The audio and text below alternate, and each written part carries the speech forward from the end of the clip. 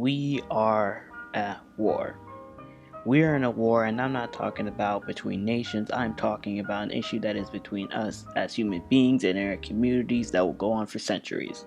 The LGBTQ plus community looks for more than one opportunity when people are constantly saying that we have enough rights. But despite what they would have you to believe, we are still in this fight. And man, do we have the support we need to finish with.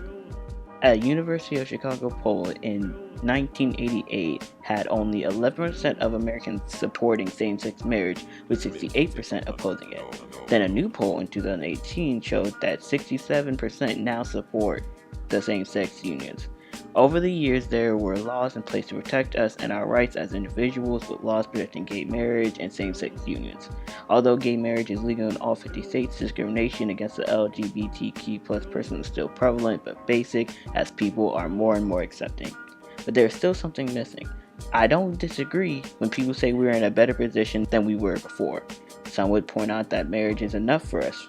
Okay, well, how about I bring up the recent Arkansas Legislature passage of House Bill 1570, which would deny and criminalize transgender youths access to health care or gender confirmation surgery.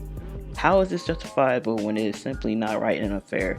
You are denying a human being's basic right to be cared for just because of who they want to be or who they are. That type of mentality is not going to take our society far. People's lives are not meant to be played with politically nor literally. Still, that doesn't justify or excuse the philosophical abuse that this nation has been accepting for the past generations. Whether you are for or against this fight, it will take all of our might to make this a great nation for all. How long are we going to tell the same lies, the same false beliefs that who they are is an illness?